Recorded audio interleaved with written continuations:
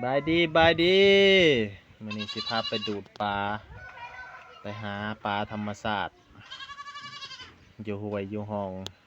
ไปกับบักห้ำแดงหน้าปลาขี้แงตะแกนตอนนี้เขาก็ฮอดบอลดูดปลาแล้วเนาะกำลังเอาเครื่องเอาของเอาจักเนาะดูดน้ำลงสีลงห้วยดูดอยู่ห้วยนี่เนาะสีลงบอลนี่แหละนี่ฮอดเรียบร้อยกำลังติดตั้งน้องก็ธรรมดาปใหญ่ปันไดเนาะกำลังดึงหลากถอติดเครื่องนี่เติมดูนะพี่น้อง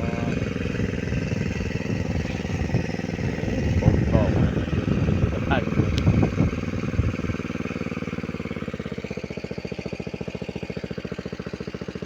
ขึ้นบ่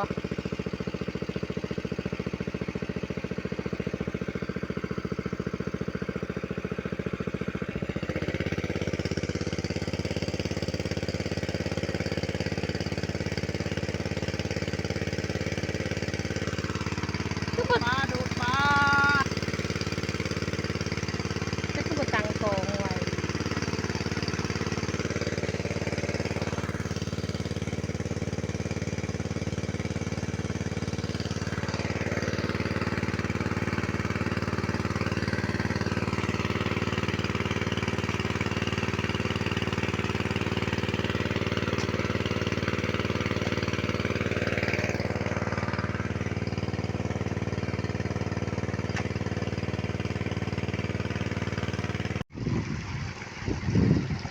กำลังดูดนี่น้ำไหลธาตุน้ำใสไหลเย็น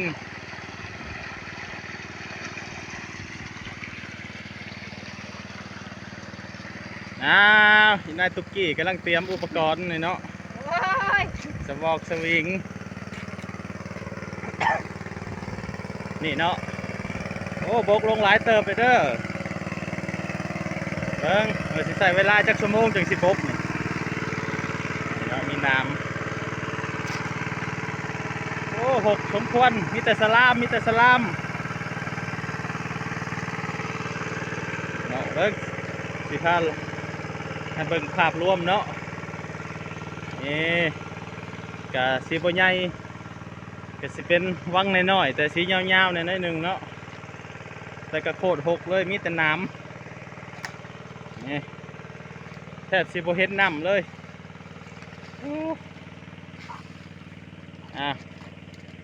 เนาะมันก็สิสุดอยู่นี่เนาะ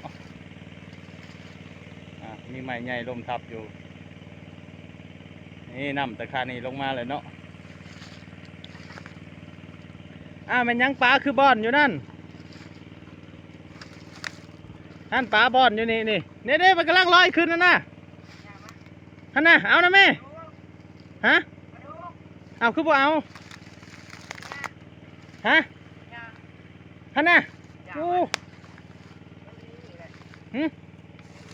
ขึ้นไปชนอยู่หันบ่หันน่ะพี่น้อง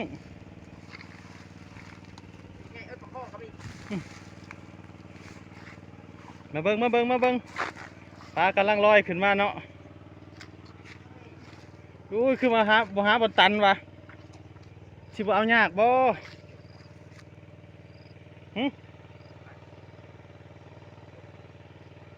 โอ้มันลอยขึ้นมานี่เขาค้อนใหม่ใหญ่ๆนี่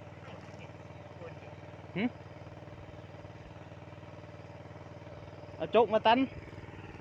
เฮ้ยมารับอยู่นี่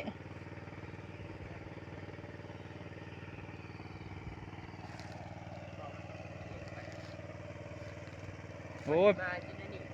ปลามันหลักลอยขึ้นอยู่นี่เอาดูดทั้งลุมเนาะดำมันบกมันกระปกขึ้นมานี่ม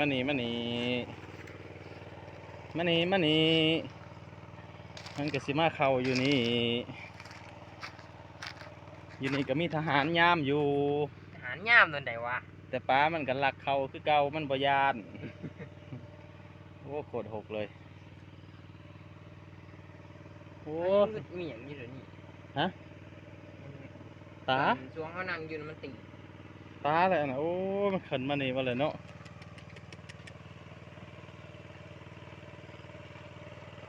แต่คือบอกว่ารัดอยู่พี่จับอยู่พี่พี่มันขึ้นนี่แล้วเอายากเลยขนาดพี่นะมาตันอยู่พี่มารัดเขาจะเอาไปโจกนี่นี่มารัดนี่เขาจะไปเอาโจกมาปั่นนี่เห็นบ่มันกำลังขึ้นมาอีกเลยนี่เห็นบ่นี่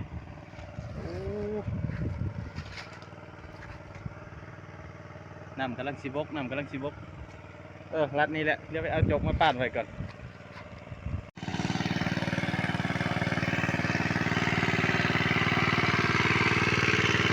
กำลังสิบกเวลาผ่านไป 2-3 นาทีตอนนี้ก็ใกล้16แล้วมุนพอไก่ติ้ว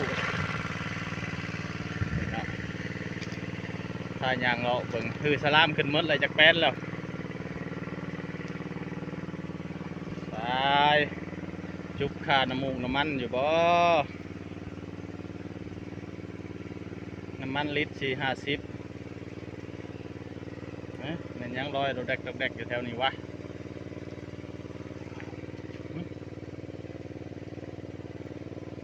มันใช่ไหมวะ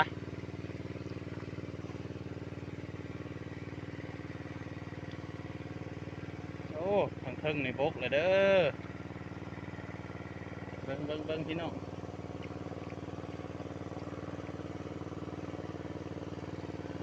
นำน้อยลงเริ่มเห็นโตปลาแล้วได้โอ้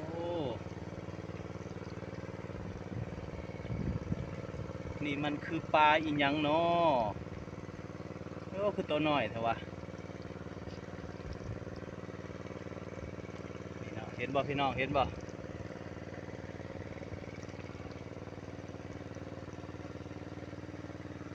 สิบ่เห็นปานใดเนาะตัวน้อย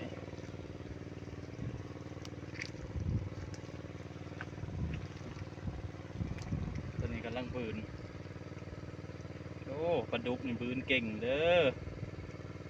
คุณนะบืนไปแล้วบกแล้ว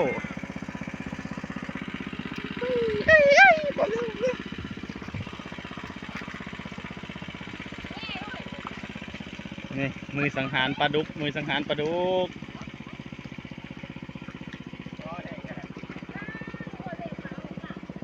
บกแล้ว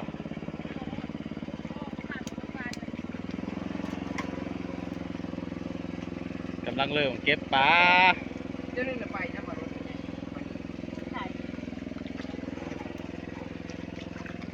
ต้องพัดเอาได้ก่อนก็คดนะก็เสียบมาหาปุ๊บ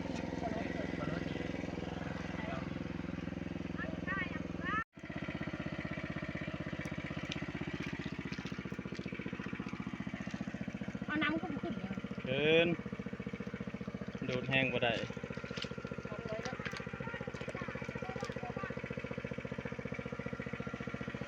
เสียมบุญนะกำลังสิบกเดี๋ยวจะให้มันบก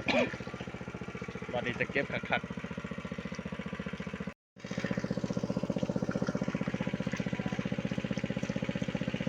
โอ้หลายอ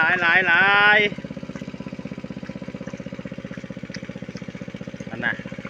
เต้นยับเดียว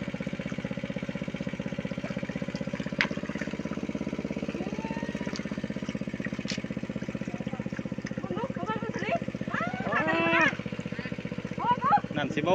บกแล้ว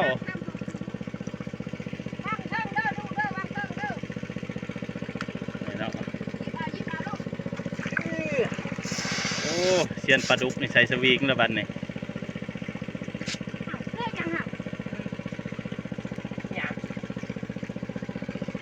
นี่หัวจออยู่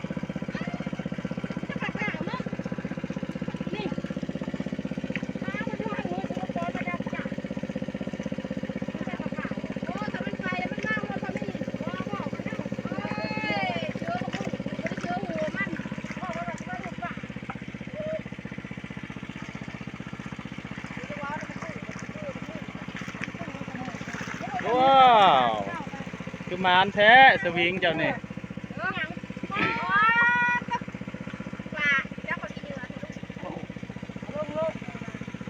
พ่อเนาะหมดเนาะ หมดได้ก็ได้